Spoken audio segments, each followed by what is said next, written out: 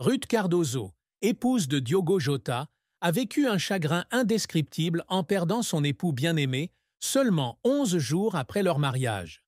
Diogo Jota, footballeur international de Liverpool et du Portugal, est décédé tragiquement dans un accident de voiture en Espagne le 3 juillet 2025, en compagnie de son jeune frère André Silva.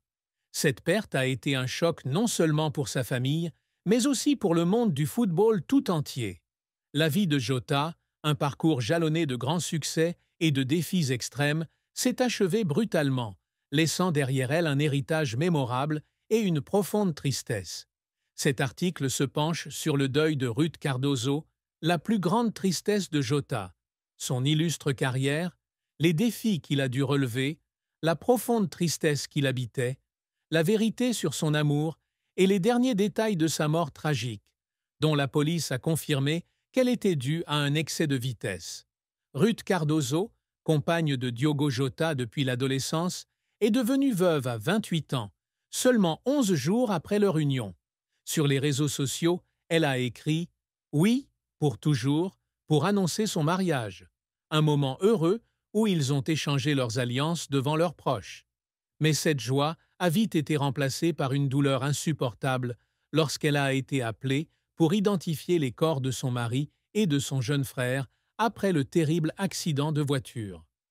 La police espagnole a déclaré que la Lamborghini Huracan, dans laquelle se trouvaient Jota et André Silva, a eu une crevaison en doublant un autre véhicule sur l'autoroute A52 près de Zamora.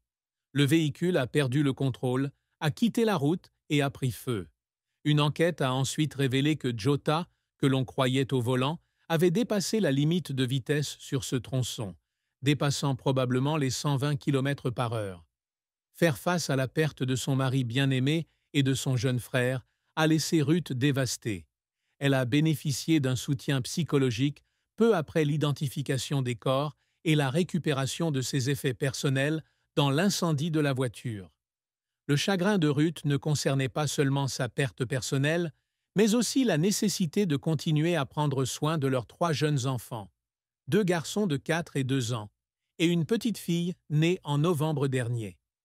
Dans une publication sur les réseaux sociaux après l'accident, elle a écrit « Tu étais la lumière de ma vie, et maintenant, je dois trouver un moyen de continuer à vivre pour nos enfants. » Ces mots exprimaient non seulement sa douleur, mais aussi sa ferme détermination à surmonter cette tragédie pour le bien des enfants qu'elle et Jota avaient construits ensemble. La plus grande tristesse dans la vie de Diogo Jota ne réside pas dans les échecs sur le terrain, mais dans la pression constante d'être un modèle parfait, tant dans sa carrière que dans sa vie personnelle. Jota est né le 4 décembre 1996 à Massarelos, au Portugal, et a grandi dans une famille passionnée de football. Dès son plus jeune âge, il a fait preuve d'un talent exceptionnel et a intégré le centre de formation de Paços de Ferreira à 13 ans. Cependant, sa célébrité précoce s'est accompagnée d'immenses attentes de la part de sa famille, de ses entraîneurs et de ses supporters.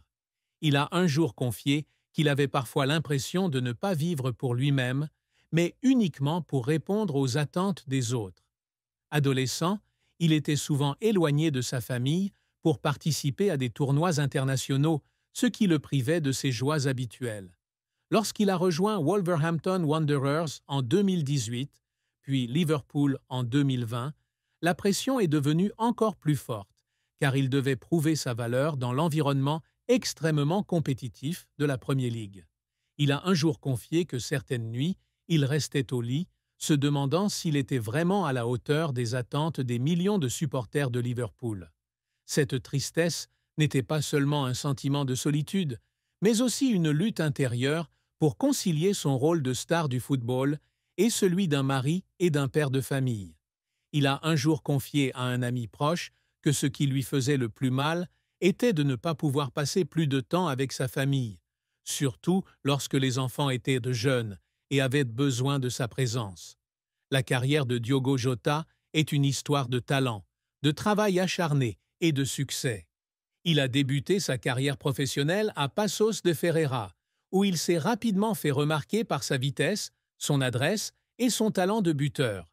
Il a rejoint l'Atlético Madrid en 2016, mais a eu du mal à jouer régulièrement, ce qui l'a conduit à des prêts à Porto, puis à Wolverhampton Wanderers. À Wolves, Jota a explosé, inscrivant 44 buts en 130 et un match, et aidant l'équipe à remporter le Championship en 2018, lui permettant ainsi d'accéder à la Premier League. En 2020, il a rejoint Liverpool pour une indemnité de transfert de 41 millions de livres sterling, une avancée majeure pour sa carrière. À Liverpool, il est devenu un joueur clé, inscrivant 65 buts en 182 apparitions et jouant un rôle clé dans la conquête du titre de Premier League 2024-2025, ainsi que dans la FA Cup et 2 Carabao Cup. Il est affectueusement surnommé Jota le buteur par les supporters de Liverpool pour sa précision de frappe et sa polyvalence sur le terrain. Sur la scène internationale, Jota a joué un rôle essentiel en équipe nationale du Portugal, inscrivant 14 buts en 49 apparitions et remportant 2 Ligues des Nations de l'UEFA en 2019 et 2025. Sa dernière apparition remonte à la finale de la Ligue des Nations, où il est entré en jeu pour aider l'équipe à remporter la séance de tir au but contre l'Espagne. Ses succès témoignent non seulement du talent de Jota, mais aussi de sa persévérance à surmonter les obstacles pour s'imposer dans le football mondial. Cependant, sa carrière n'a pas toujours été un long fleuve tranquille. L'un des plus grands défis auxquels il a été confronté a été des blessures persistantes, notamment au genou et à la cheville, lors de la saison 2021-2022, qui l'ont tenu éloigné des terrains pendant des mois. Ces périodes ont non seulement été douloureuses physiquement, mais ont également eu des conséquences sur sa santé mentale, car il craignait de perdre sa place dans le 11 de départ de Liverpool. Il a confié avoir eu l'impression de se battre seul certains jours, devant se remettre en forme en salle de sport, pendant que ses coéquipiers étaient sur le terrain. Un autre défi a été la pression d'une concurrence acharnée au sein de l'équipe de Liverpool, où il doit se battre pour une place face à des stars comme Mohamed Salah, Sadio Mané et Roberto Firmino. Devoir constamment faire ses preuves dans un tel environnement a laissé Jota épuisé à plusieurs reprises. De plus, le passage d'un championnat plus modeste comme la Championship à la Premier League a été un véritable défi. Il a dû s'adapter au rythme et à l'intensité du championnat le plus relevé du monde, tout en faisant face aux doutes de certains critiques qui le jugeaient inadéquat pour jouer pour un club aussi important que Liverpool. Ces pressions l'ont stressé à plusieurs reprises et il a admis avoir parfois douté de ses capacités. L'une des plus grandes souffrances de Diogo Jota est le sentiment de ne pas pouvoir passer suffisamment de temps avec sa famille. Père de 3 jeunes enfants, il ressent un pincement au cœur lorsqu'il est loin de chez lui pour de longues tournées ou lorsqu'il doit se concentrer sur des matchs importants. Il a un jour confié à un coéquipier que ce qui le rendait le plus triste était de voir ses enfants grandir grâce aux appels vidéo, au lieu d'être avec eux lorsqu'ils grandissaient. Des moments importants. Cette tristesse est d'autant plus grande lorsqu'il pense que ses enfants grandiront sans souvenir précis de leur père durant leurs premières années. Il a un jour confié à Ruth qu'il craignait de ne pas pouvoir être le bon père qu'il souhaitait être, car sa carrière de footballeur l'obligeait à sacrifier une grande partie de son temps libre. Cette tristesse n'est pas seulement un combat personnel, elle fait aussi partie de la vie d'un footballeur professionnel où concilier travail et famille est toujours un défi de taille. L'amour de Diogo Jota pour Ruth Cardoso est l'une des plus belles choses de sa vie. Ils se sont rencontrés à 16 ans à Gondomar, au Portugal, et leur amour dure depuis plus de 10 ans, surmontant les épreuves de la célébrité et de la pression. Ruth a toujours été là pour Jota dans les moments les plus difficiles, de ses années difficiles à l'Atlético Madrid à ses années de gloire à Liverpool. Ils se sont fiancés en juillet 2022 et se sont mariés le 22 juin 2025, lors d'une cérémonie émouvante à Porto. Jota a publié une vidéo de leur mariage sur les réseaux sociaux avec la légende suivante « Un jour que nous n'oublierons jamais ». Il a confié que Ruth était sa plus grande motivation, quelqu'un qui lui rappelle toujours la valeur de l'humilité et de la gratitude. Cependant, il a également admis que la vie itinérante de footballeur l'empêchait de passer autant de temps avec elle qu'il l'aurait souhaité. Il a un jour confié à un ami qu'il se sentait coupable lorsque Ruth devait s'occuper seule des enfants pendant qu'il était en déplacement.